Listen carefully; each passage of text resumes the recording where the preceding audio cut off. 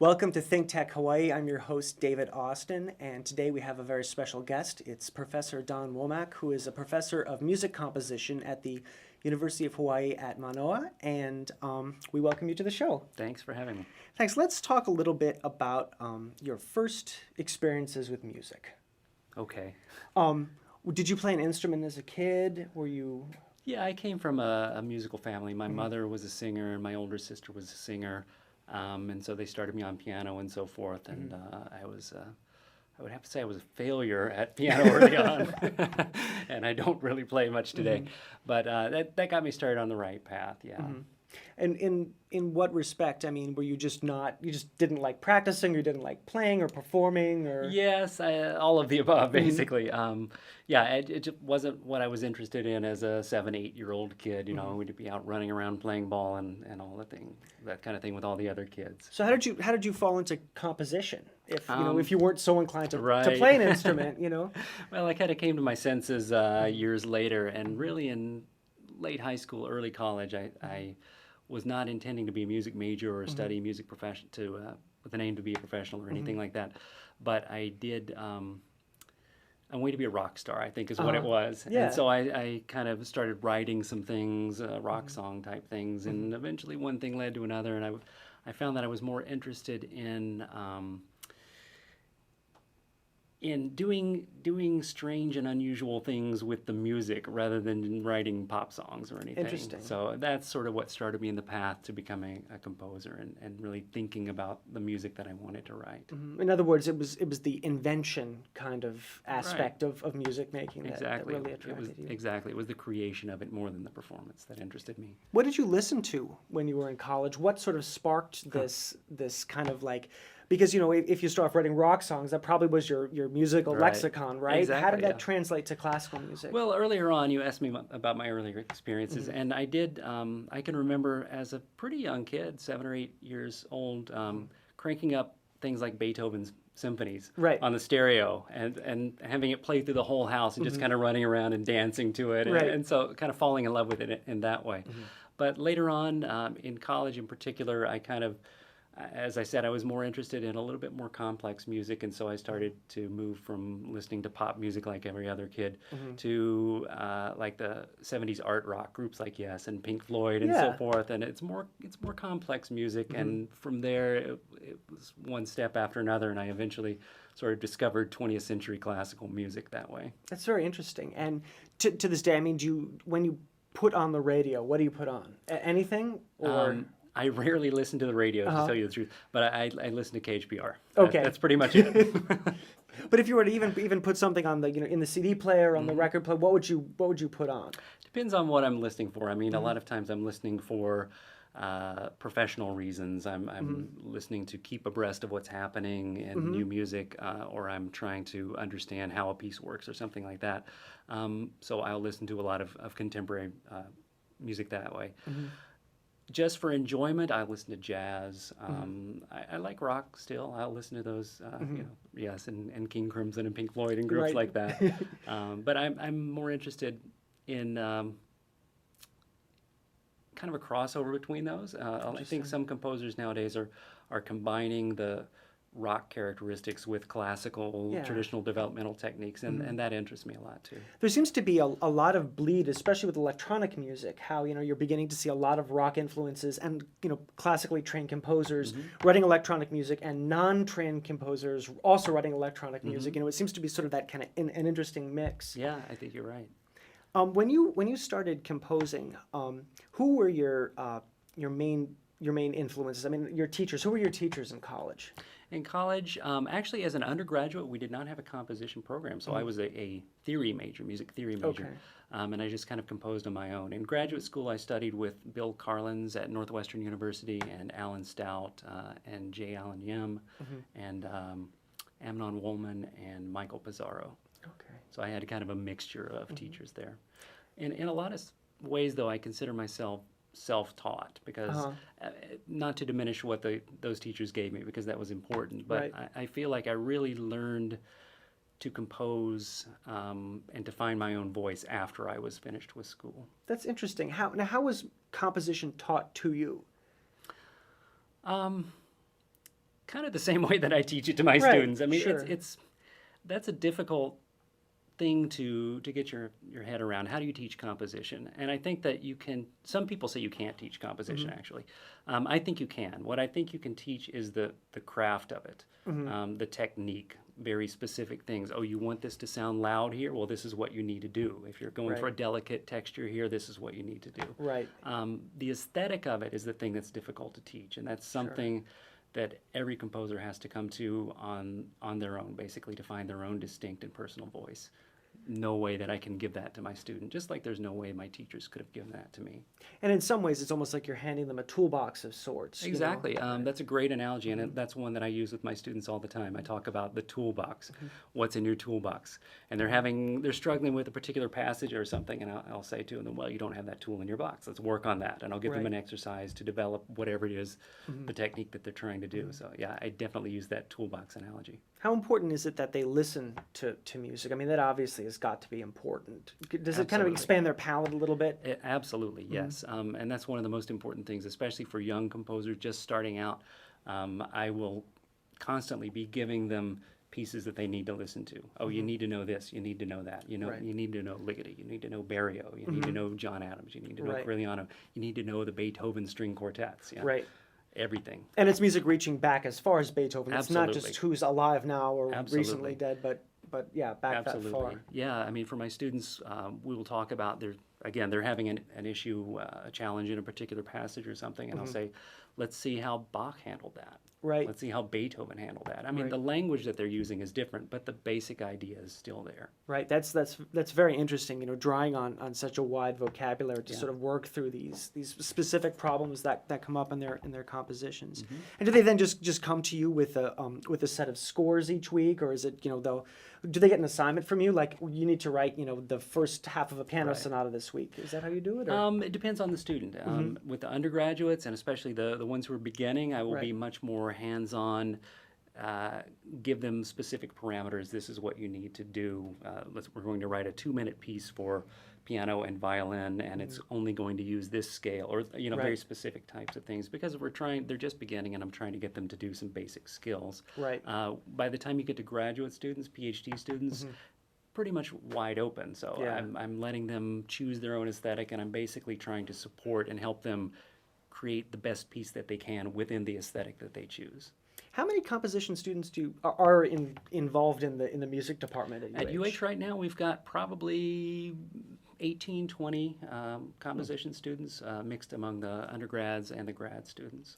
That's pretty incredible. There are 20 living, breathing composers living here in Hawaii, waiting at the supermarket in the checkout line with everyone else. That's, actually, more than that. Those are just the students. There are actually quite a surprising number of professional composers here, too. Oh, really? Yeah, just on the UH faculty, and also composers who have retired from UH who are still around. Oh, interesting. Very good composers. And there are also some composers who are not affiliated with UH, too. But they just like to live in Hawaii. Yeah. Huh, that's very interesting. Let's talk about some of your compositions. What would you, if you were to give someone one work that you've written and say, this is sort of not necessarily the greatest thing I've done, but is typical of me, if there is such a thing, what would it be? That's a really hard question to narrow it down to one. I'll give you two. Okay, perfect. Probably my magnum opus to date is a large-scale double concerto for shakuhachi koto and Western orchestra called After. It's about a 35-minute piece, so very large piece. And it was written as a response to the Ehime Maru incident, the sinking of a Japanese fishing vessel by a U.S. Navy submarine in 2001. It was commissioned for a 2006 performance by the Honolulu Symphony as the 5th anniversary of that event as a memorial. And although it was inspired by that event, it really transcends it. It's basically about grief, about the process of humans dealing with grief. And so it's a very dramatic, emotional, in a lot of ways neo-romantic piece, but combining Japanese instruments and Western instruments, which is something that has been of great interest to me. Right, as I'm sure we'll talk about later, there's a very interesting synergy, I think, in your music between Japanese and Western instruments. Yeah. How when you're writing a piece like that deals with a tragedy like that incident, how do you translate emotions like grief into what you're writing? Boy, that's a loaded question there. I think that you draw on hundreds of years of music that are ingrained in our culture, and have really become not just Western culture, but world culture in a lot of ways, through dissemination through TV and movies and film and so forth. There's certain gestures and sounds and harmonies and melodic figures and so forth that have certain characteristics. So you see this in film music all the time. Good film composers will immediately be able to trigger an emotion in you by writing a certain harmonic progression and so forth. So in some sense, I draw on that. I definitely am trying to avoid cliches and not use things that have been used before. But I think that in general, the way that going back to what we were saying a minute ago, I will tell my students how did Bach handle that idea? If you look at how Bach would translate tragedy, general things like it's going to be slow, it's not going to be fast, and things like that are still very much a part of music today. And I think there's a basic human psychological construct that allows composers and other artists working in other genres to connect with that human psyche. To create that emotional And that's effect. interesting because you said that it was almost like a cross-cultural thing. Like, for example, we've had, Western music, whether it be pop music or classical music or jazz, in our ears ever since we were kids. And some kid in, Mongolia has probably had a very different sort of like lexicon or music in their ear, and how it's something that actually is translatable. Like, sad music sounds sad in lots of different cultures. Yeah. In not all, but in lots of different cultures, And again, I think a lot of that has been mitigated by the exporting of American culture, which is basically movies and TV. So there's a large percentage of the world's population that has been sort of ingrained with that culture. When you were writing that piece, were you ever concerned that because I think that when you write about, or when one writes about anything sensitive, like I think about a lot of the pieces that came after 9/11, right? And how I've heard some pieces that are a little bit on the, like, I hate to say, but the kind of like hokey side, that they kind of push the envelope too far, taking such a terrible, tragic incident, trying to translate it into the music. What were some of the challenges you faced with that? Well, definitely I didn't want to over sentimentalize it. Right. And I didn't want to create something that was sort of whitewashing the issue. Whether we're talking specifically about that incident, the Ehime Maru sinking, or whether we're talking about the larger issue, which is really the basis of the piece, the humans dealing with grief. There's not a happy ending to it. But at the same time, we move on. Right. So, and I think that I was successful in that piece with creating that feel of there's a lot of struggle, there's a lot of drama in that piece, back and forth, trying to deal with things. And at one moment it seems like it's hopeless, and other it seems very hopeful. And I think that that's what the experience of grieving is about. There's this wide swing of emotion, and I think that I was successful in capturing that effect in the piece. And the end just kind of peters out. It goes on indefinitely. The grief will always be there, but you learn to deal with it. Has that piece ever been performed in Japan? It has, actually. Last year it was given its Tokyo premiere by the Tokyo Metropolitan Symphony. And was the reaction to the piece different in the United States and in Japan? Not all that different. I think it was very well received in both cases, actually. It has not been played outside of Hawaii in the U.S., so that's a different thing, because in a lot of ways Hawaii is not like the rest of the U.S. So I wonder, that's a good question, I wonder if it were played in Chicago, if it would have the same kind of response. But here there's such a close connection to Japan that I felt like the reaction was very similar to what I got in Tokyo. Absolutely, and it was such a, also I think from a political perspective, it was a very challenging moment in U.S.-Japan relations, right? Because here we had something that was perceived as an accident, but there were civilians on the American submarine, and it caused a lot of tension, I think. And how did you deal with that? Well, I had a couple of advantages there, one of them being time, because I wasn't writing it immediately after. This was 4 or 5 years after that I was working on, so I had the benefit of perspective. And the other is that I don't like to be overtly political with my music. Instead, I tend to lean toward the human experience. Right. So what I was after with this piece was not trying to place any kind of blame or anything, Right. but rather let's just see what happens to the human beings who are involved in this. And from my perspective, I was thinking not only of the victims of this incident, not only being the Japanese, Right. but also, there were Americans in there who,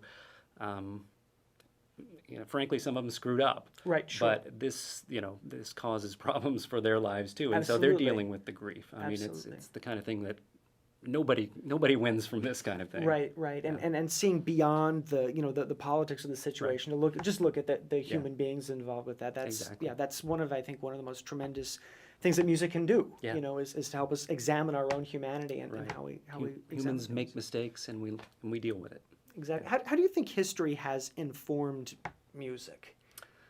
That's another good question. I think in the late 20th century and the 21st century, musicians, composers, and especially artists, really, of all kinds, have become much more self-aware of their place in history in a way that had not taken place in previous historical periods. So this whole idea of postmodernism, for example, is about, let's just say, composers. It applies to all artists, but let's just keep it with composers. It's about composers becoming very aware, when I write that sound, is that going to sound like Bach? Is that going to sound like Beethoven? I can't do that. But I can tweak it a little bit to kind of poke fun at Beethoven. Right. So that kind of attitude. I think that we've gone through a period, and I think we're kind of coming out of that period right now. There were a lot of postmodern pieces which dealt with quotation, either literal quotations from earlier pieces or stylistic quotation. And I think composers are less and less interested in doing that sort of thing today. I think there's kind of, looking at it now, I think a lot of composers think it's a little bit cutesy sometimes. Yeah. So for me, that doesn't interest me all that much. Some composers there have been some really great postmodern pieces written, don't get me wrong, but I think that a lot of composers now are looking at other ways of approaching their work. Do you find that writing music, you oftentimes feel like the weight of history on your shoulders? Like if you're about to write, say, like you wrote a violin concerto, do you think, oh man, I have to think about like Brahms and Beethoven and all the great violin concertos? Do you Absolutely, yes. And again, much more today than in previous historical periods. If you look at Shakespeare, for example, in his time, it was completely normal to not only not have to worry about being derivative of another author, but hey, you could just lift something from their work, right. Not a problem. Yeah. Today we're very much aware of that sort of thing, and I think that this is really a Western cultural concept too, which has become more of a broader concept in the world. But yes, you have to be very aware that what you're writing is unique and original and distinct and not derivative of something that has come before. And as you say, the weight of the world, the weight of history is on your shoulders when you do that, because it's hard to come up with something new. Right, I was going to say, it must be very difficult because there's been so much music written, and frankly, because of the way that music can be disseminated now, we've heard a lot of music. Like I can go onto iTunes right now and download any one of 50 different versions of the Beethoven symphonies, for example. We have access to all of this stuff, and it just seems like you wonder I would be curious to hear have you ever found yourself writing something and then thinking, oh, wait a minute, I heard this before, and then you realize that you're inadvertently copying something else? Or you catch yourself sometimes, and it's hard to come up with something new, because you like it, but no, you can't use it. Right, sure. That's very funny. Do you find it when you're writing? Do you find it harder to write for a chamber ensemble or for a large group of instruments? I think there are different challenges for both. I think, frankly, I think it's hard to write for anything, big or small. I enjoy writing for orchestra, actually. I've written quite a lot of orchestra music simply because there's so much that you can do with it. There's so many different instruments that you can draw, and so you would rarely encounter a situation where you've got everything going and you need something else and you don't have it, which you might encounter in chamber music. Right. With orchestra, you can pretty much do whatever. On the other hand, I consider writing for orchestra kind of like driving a truck, whereas writing for a chamber ensemble is driving a sports car, Sure, because you right. can be so much more nimble with Right. it. So yeah, different challenges. It also strikes me as being kind of scary when you only have four, say in a string quartet, only have four voices. You know, you've got to make everything really just so. Yeah. You know, very Got interesting. to make it all count. Do you use technology to help you write music? Do you use computers and stuff? Yes, I use a notation software called Sibelius, which is it's not really designed as a composing software, but I find it useful to help me compose. So I do not use things like Pro Tools or sequencers or that sort of thing, Right. real advanced technology. I don't need that. Basically, I input into the computer, it will kind of play me back a rudimentary robotic kind of performance, but it gives me a good idea of how it's going to come out. So that's how I use technology, yeah. But I also think that I still use paper and pencil to sketch out some ideas. I still use piano to play through ideas. I think that all of those, in a sense, are technology. Going back to the idea of a toolbox, those are all different tools that you can use. And depending on the job, if you want to hammer that nail in, you don't use a screwdriver, right? So if there's a certain passage that I need to hear, it's very intricate rhythmically, the computer is very useful for that, because I can't play it back. You don't but have 6 hands the to do it. computer, So you use the right tool for the job, And a software like Sibelius is more like a word processor is to a writer. Absolutely. You're just simply entering things so that it looks nice, so that you can and you can kind of move things around. Absolutely, yeah. That's a great analogy. With a word processor, it's very easy to. I want this paragraph after this one. You can just do that. And same thing in Sibelius. This passage here. What if I put it over here? And you can experiment with it that way. So it's a great tool. Yeah. I bet it really changed the way composition happens in this world too. Definitely. But you can go a lot faster. Yes, it does. I think. Yeah, it makes it easier. I'm sure if Mozart were living today, he would be using some kind of software like that too. It just makes your life easier as a composer. What do you think about? Because you talked briefly about this. What do you think about computer-generated music or electronic music?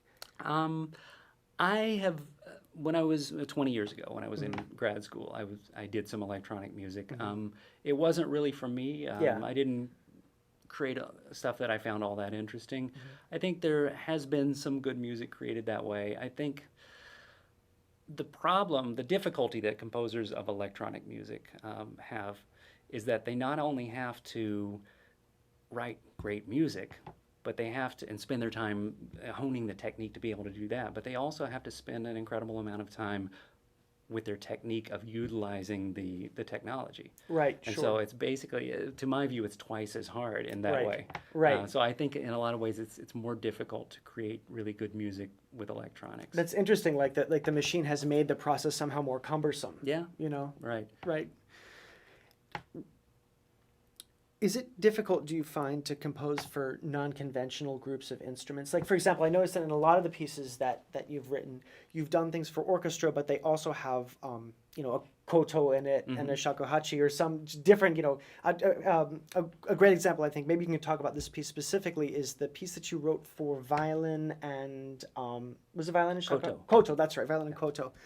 Why do you pair certain instruments together? Different reasons for different situations. In general, if I've got, if someone is asking me for a piece, then that's usually the best reason to write something. And in this particular situation, I was writing for 2 specific performers, a violinist and a koto player. Okay. But to get to the question, is it more difficult to do that? Only in the sense that you have to kind of learn how an instrument works. So koto in this case, if I had never written for koto, the first time I wrote for koto, I had to go about learning, what works on koto, what doesn't work. That, on the other hand, is really no different than writing for violin, because the first time I wrote for violin, I had to learn what works for violin, what doesn't work for violin. So the fact that an instrument is a non-Western instrument really doesn't make any difference. Every instrument, wherever it's from, has unique characteristics, and basically you write to those characteristics, write idiomatic things that will sound good for it. Did you have to listen to a lot of koto music? Yeah, I did. Yeah. And I worked with the first piece I was writing. I was able to work with a performer, and actually that piece I was working very closely with the performer. I was in Japan at the time. And so I got a lot of good tips. I'd bring something in to show her, and she would play through it and say, well, maybe if you did it this way, it'd work a little bit better. And oh yeah, okay, that makes more sense because it allows your fingers to flow more naturally, but it still gives me the effect that I'm looking for. So yeah, it's when you can work with a performer, it's a really good thing. Did that sort of happen when you worked on your violin concerto? Yes, I wrote that for Iggy Jong, who's the concertmaster of the Honolulu Symphony. And I worked closely with him on that. I would take passages in to him and say, what do you think? And he would say, this is impossible, and then he'd do it. Right. Yeah. That's terrific. That's terrific that to have those relationships with performers. Do you find that you cater pieces to their personalities too? Sure. And to their playing strengths, So if you've got a performer who sounds really good playing lyrical lines, then I'm going to write lyrical lines for them, If I've got someone who's really can play fast and, with great technique, I'm going to write those kinds of lines for them. Why Japanese instruments? Basically, I think that the way it happened was that's where I had an opportunity to work with. So as I said, the best reason to choose any instrument that I'm writing for is that I've got an opportunity to write a piece or somebody's asking me for a piece. So the way it worked out is that I simply had an opportunity to work with these performers.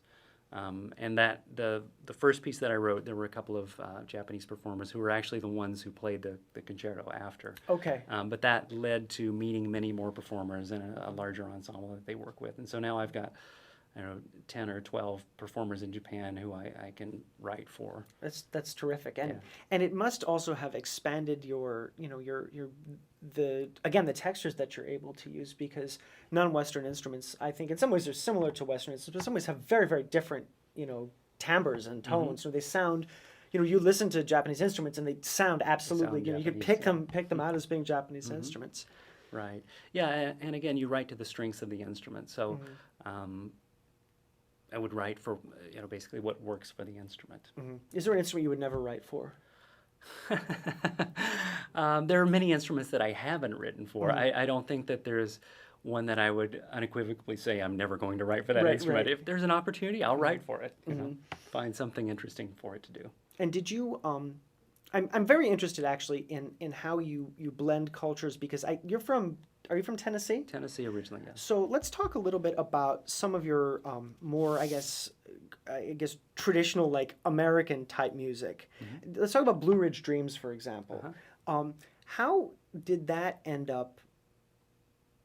How do you sort of almost rationalize that with your interest in Japanese music? Because it's like Tennessee and Japan seem to be very, almost like Arkansas and Japan, just very far apart from each other. Yes, they are literally and figuratively very far apart. And growing up in Tennessee, I never would have thought I would have an interest in Japanese or Korean or Chinese instruments as I do.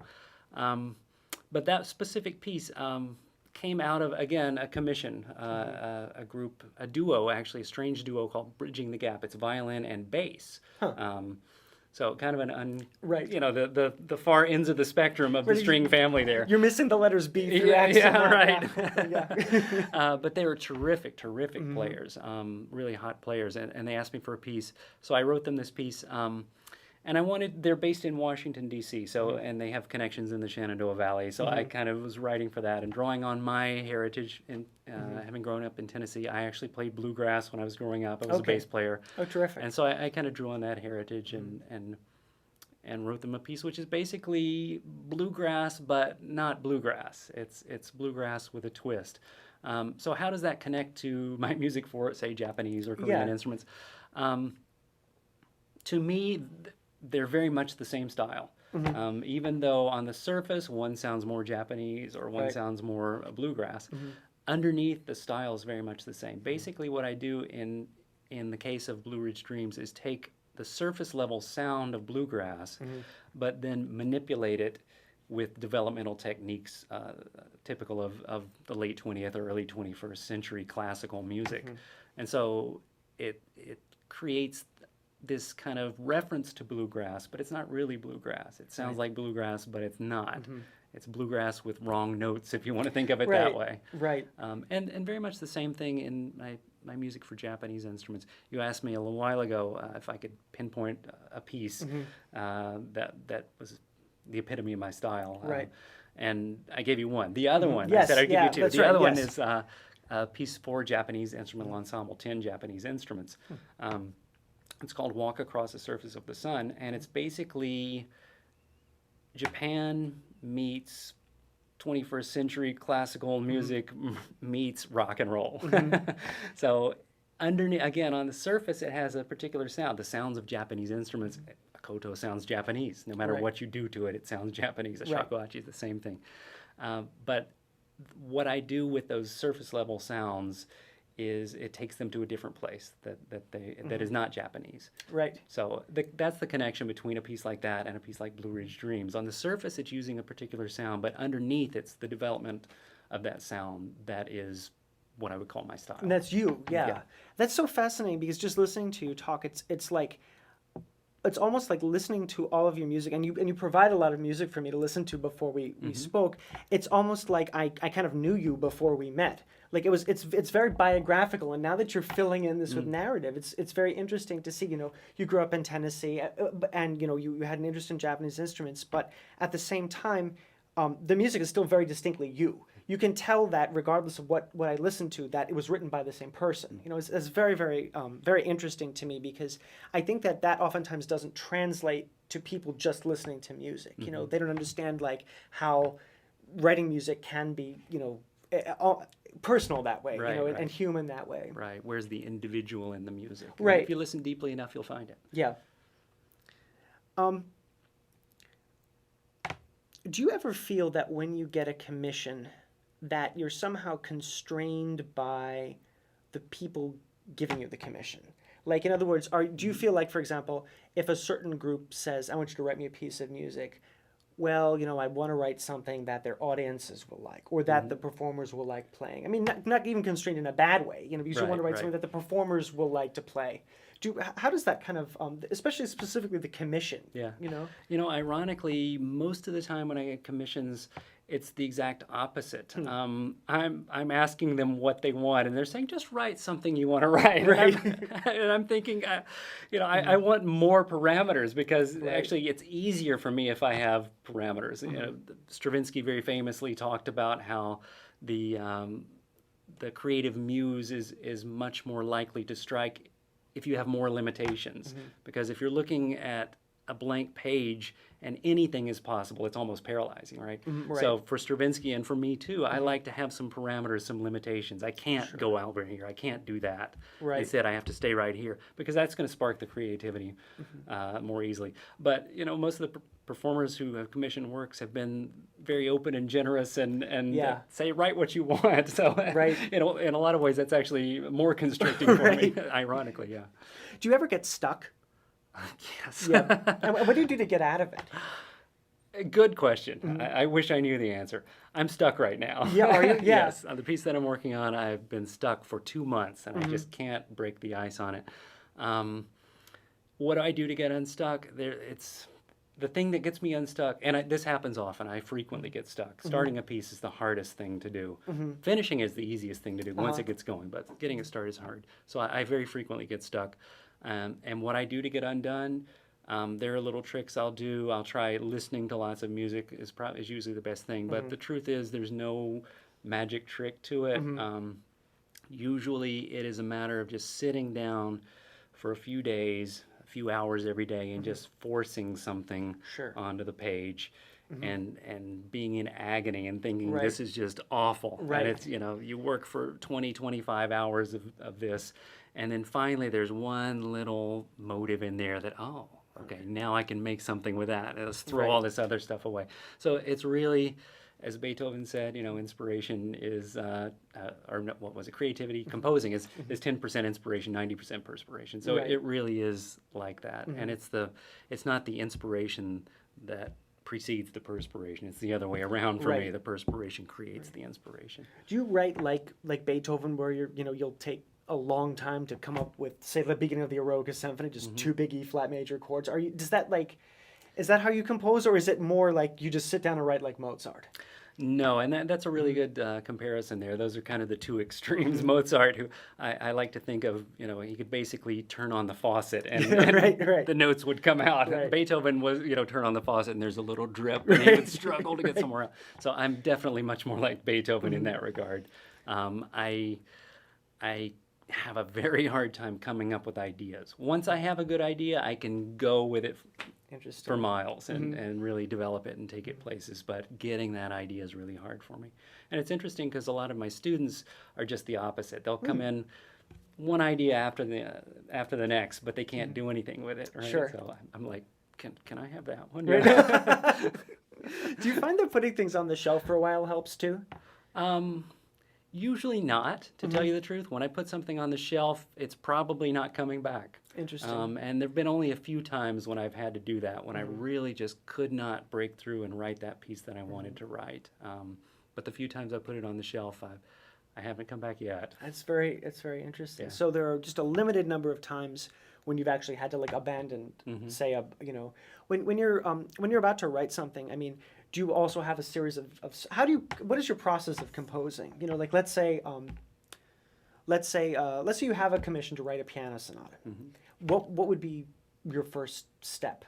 First step would be to try to squeeze some information out of the performer. What do you want from me? You know, what do you want this piece to be? And hopefully I'll be able to get some parameters that will help me narrow it down. In any case, coming up with those narrowing down of parameters, very basic decisions like, how long is this piece going to be? Is it going to be a 2-minute piece? Is it going to be a 2-hour piece? Right. You know, those right from the start, those are very different things, and you have to decide that early on. You can't just start writing notes and think, okay, well, this is going to go wherever it goes, and it might be 2 minutes, it might be 2 hours, because it just doesn't work that way. It's going to be a different idea if it's a long piece versus a short piece. So basic things like that. What is the character of this piece that I want to write? I tend to, not always, but very often have some sort of extra musical idea, some sort of image or poem or a picture in mind that I try to kind of capture the essence of that in music. That helps me. That's narrowing down the parameters for me. So I try to come up with something like that for it. So composition, the process, to write a piece is literally making hundreds of thousands of decisions. And those first few decisions are usually the most important ones. They're going to they have the biggest impact on the final result. So that's how I start. And then, as I said, I go through this period where I'm, on the ledge ready to jump. And I will get pulled back in at the last moment and, finally break through. And once I get the ideas going, it usually flows pretty well.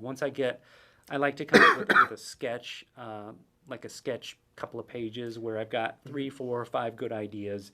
And once I've got that, then it's like a puzzle, putting the pieces together. Actually, and that's another analogy I like to use for my students in particular.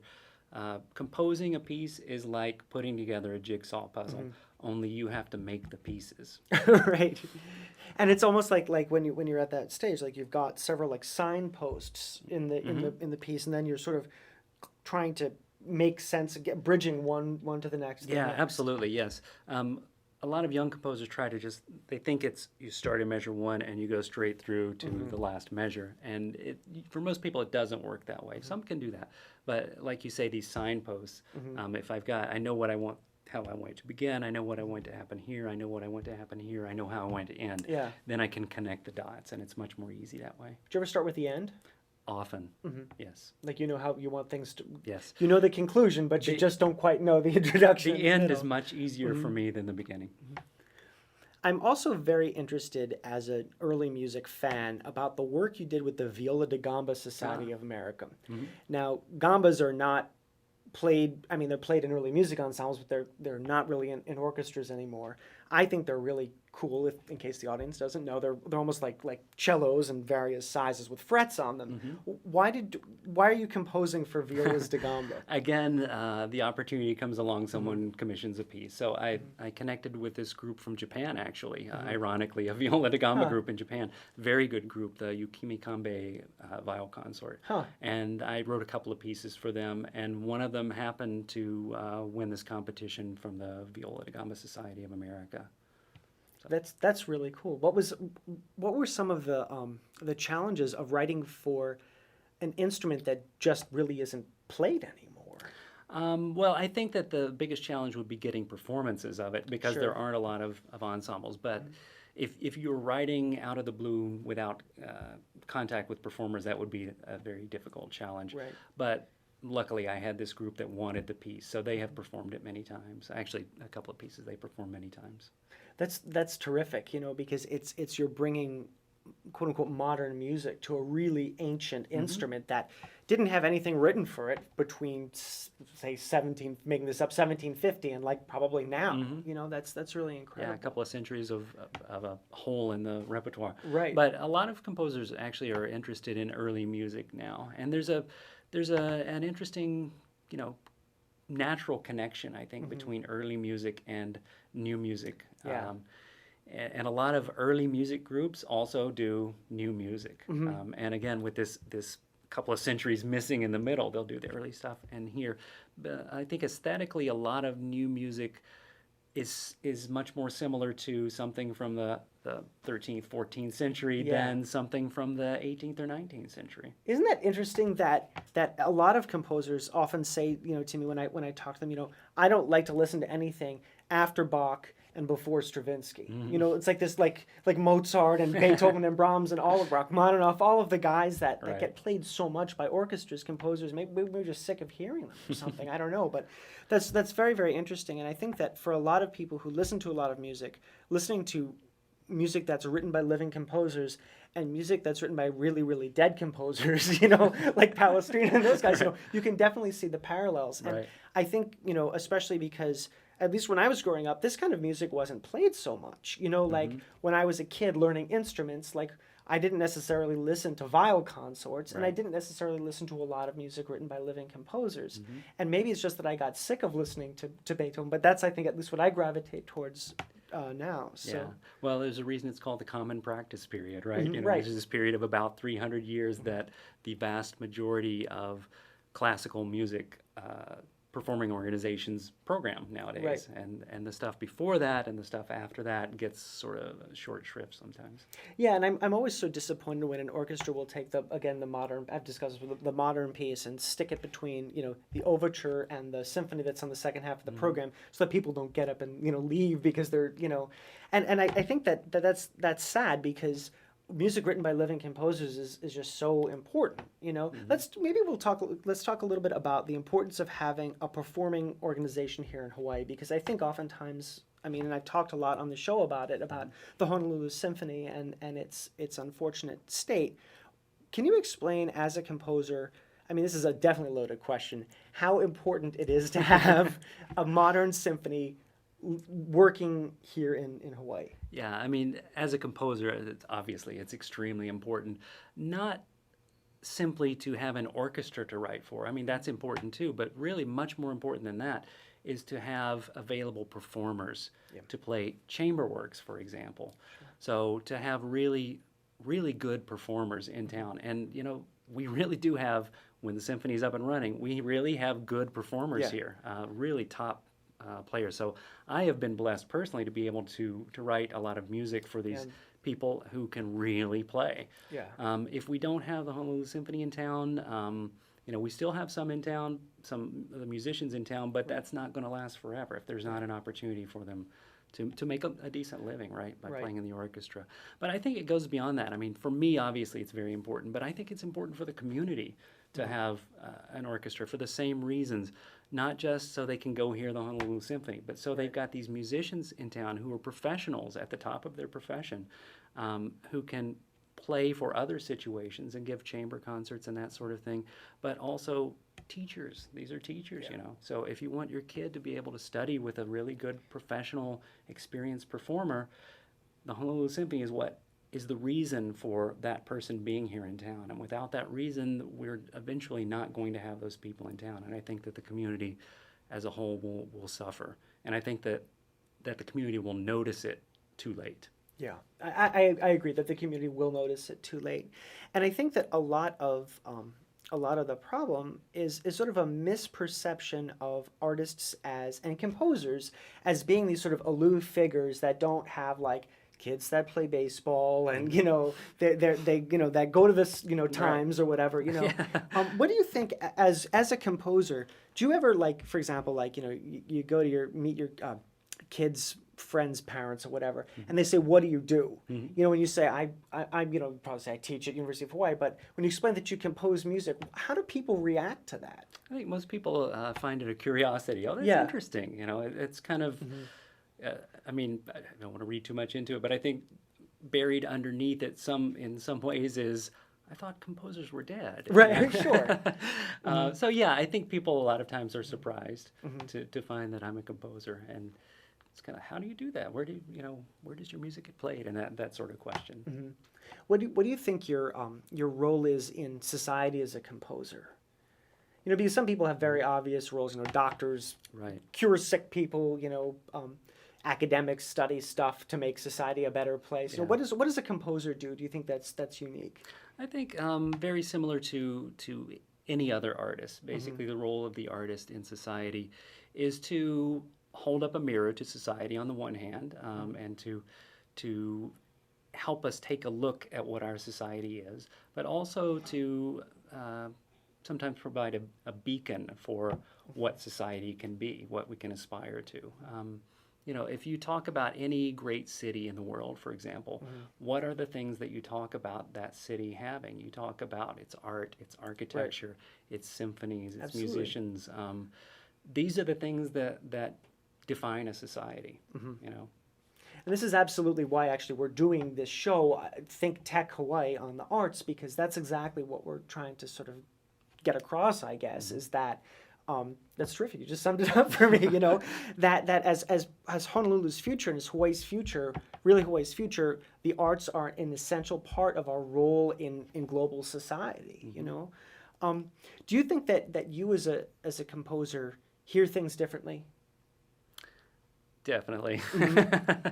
Yes. Are you thinking specifically of music? Yeah, well, music, or even of just, you know, I always think about that that movie about Glenn Gould, the 32 short films about Glenn Gould, and I think he's in a restaurant or something. He's listening to two conversations that are happening around him, where, you know, the average person would just hear two people, you know, two different conversations, but he actually hears music. Yeah, as counterpoint. Yeah. Do you find that you do stuff like that? Sure. I think I hear things a little weird sometimes. Yeah, a lot of times I'll hear something and I'll kind of, oh, that's an interesting sound. And I'll look around to see, did anybody else notice that? You know, nobody else noticed that. But to me, it was interesting because it was a strange timbre, or it had some weird relation to what was going on around it. So yeah, I think I've never really thought about it, but I think you're right. I probably do hear things a little differently. Do you hear a lot of melody? Do you write a lot of melody? I wouldn't say my music is overtly melodic. I think there is melody in my music, but that's not really the focus of my music. I think my music tends to be more focused on a couple of elements. One is that are kind of in opposition or kind of balance each other out. One is rhythm. My music tends to be very rhythmic, very energetic and driving, and these sort of layering of different rhythms on top of each other to create this interesting texture. And in balance to that, a lot of my music is very, very lyrical, I think. And I usually create that lyricism not so much through melody as through harmony and through the sounds of the kind of creating a bed of sound that is lyrical. That's a very interesting idea, because I think that a lot of music that we've been trained to view as good, you know, whether that's right or wrong, is melodic music, you know?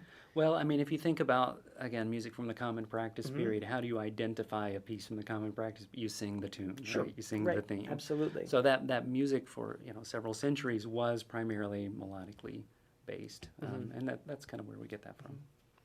Do you think that music is going more, is returning to that direction, or do you think that it's because, you know, I think, like, for example, like something like 12-tone or serialism is kind of like not so hip anymore, right? And that people are kind of going more towards, like you were talking about, like, you know, having a rhythmic basis to it, or having a textural basis to it. Do you think that that melody is coming back, or? Yeah, I think, I don't know about melody in particular. I think that music is becoming much more accessible, certainly. Right. There was a period in the mid-20th century where composers honestly didn't care if you Yeah. listened to their music or not, Sure. which just strikes me as very odd. If Right. I'm writing a piece of music, I want people to hear it. I want people Right. to appreciate it, to enjoy Right. it, to be moved by it. And I think that's a pretty common attitude among composers today.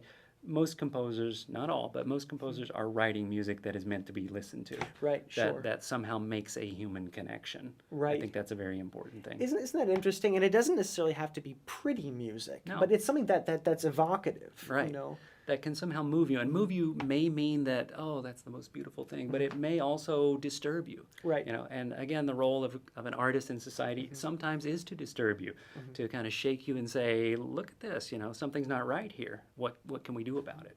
So I think that some music, it's important that some music does that, yeah. What do you have on your plate right now? This piece that I'm stuck on, which is a piece for pipa, which is a Chinese lute, and viola and guzheng, which is another Chinese instrument, which is, if you know what a koto is, this is basically the Chinese version of a koto. So yeah, I'm trying to get that piece going. Do you write one piece at a time? Usually, yes. I have had students. I had one student a few years ago who could write 3-4 pieces at the same time, and each week he'd come in for his lesson. I didn't know what he was going to bring because he was working on all these different and very different styles. I can't do that. I have to focus intently on what I'm doing, get it right, finish it, and then move on to the next thing. How many hours a day do you write? I wish I had a consistent answer to that. Just the nature of my job and my life, you know, with my kids and my family and all, and the teaching responsibilities, administrative stuff that I have to do. Sometimes I will go weeks without finding any time to compose. Sure. Once I get going on a piece, though, I can go 8-10 hours a day on it for a very intense period, finish that piece, and then kind of take a breather and catch up on email and everything that piled up in the meantime. That's so interesting, you know, because it's a job that it's almost like, you know, you're running your own business in a lot of ways, you know, where you have some degree of flexibility, but I'm sure you have deadlines too. You know, if you have a piece that's going to be premiered on a certain date, you know, you have to make sure that there's adequate time for it to be rehearsed and to get feedback from the performers and stuff like that. Yeah. That's really, you know, very, very fascinating to me, because for those of us with, you know, kind of standard 9-to-5 jobs or 8 to midnight jobs, but, you know, 9-to-5 jobs, you know, you know, your schedule is pretty much set, but when you're, and I'm sure, like, as you said, you're stuck right now on a piece, and when that happens, you probably spend less time, or you have to do that big push through. Yeah, actually, you know? I can't just put it aside. It would be nice if I could kind of put it aside. Oh, okay, I will work on all these other things that I've got to do that aren't composing. And then when I'm ready, it will be there. Unfortunately, it doesn't work. It's a matter of actually consciously working on it until I finally break through. It's really like having a big stone wall that I just have to keep pounding at with the pickaxe until it finally breaks through. What do you like the most about teaching? I like the most when students are really into it and they get excited, and you can see that they're learning and they have those aha moments. That's really nice, and that's really quite inspiring for me when I see that happen. Yeah. Do you encourage them to continue on with composing as a career? Yes. I mean, it's different for every individual. I'll tell each student different things, what I think their best chance of success is, right? With some, yes, definitely you have a chance to have a professional career as a composer, and you should do this, this, and that. Others, I might steer a little different direction. Maybe you want to go into teaching, you know, high school band or something like that. Right, sure. Again, I try to find what I think the student can be successful and happy with. Right, and that probably isn't just a function of raw talent. It probably is also a function of temperament too. Yeah, definitely, definitely. Your personality will predispose you for certain types of activities. Yeah. What personality traits do you think are important for a composer to have? The ability to sit for long periods of time in complete isolation and aesthetic despair. Yeah. That's very like romantic, you know. Yeah. Yeah, that romantic stereotype of the composer sitting down at the piano and just improvising this beautiful symphony, you know. Sorry, it just doesn't happen, right? So it is really, composing is a very, very time-intensive activity that you just have to sit there for hour after hour after hour and work on it until it's right. It would be nice if I could just go in and work a couple of hours and the piece is done, but it simply doesn't work that way. So I think that some people don't like to be alone like that. For me, I'm a little bit of a hermit, I'm an introvert, so it suits me very well. But it's interesting when you're working how you lose your perception of time. Lots of times, like I said, 8-10 hours, that'll go by, and it felt like maybe an hour and a half, 2 hours, and I'll look at I didn't eat anything today. I didn't, So you really lose yourself in the work. Do you find it tough living in Hawaii as a composer? I love living in Hawaii. I mean, just for my life in general, Hawaii is a wonderful place in many, many ways. As a composer, I think there are certain disadvantages to being here in terms of if you're trying to, make a name for yourself in New York. Well, you're not in New York, but that's not just Hawaii. If you're in Kansas, for me, the good things about being here far outweigh the negative things. There are so many incredible opportunities that I wouldn't have elsewhere. I mean, the chance to work with Asian instruments, for example. If I were somewhere else on the mainland, most likely I would not have that opportunity. So there's been a lot of great opportunities for me as a composer living here. Thank you so much for coming on our show. I really appreciate it. It was great talking with you. Thank you. Thanks.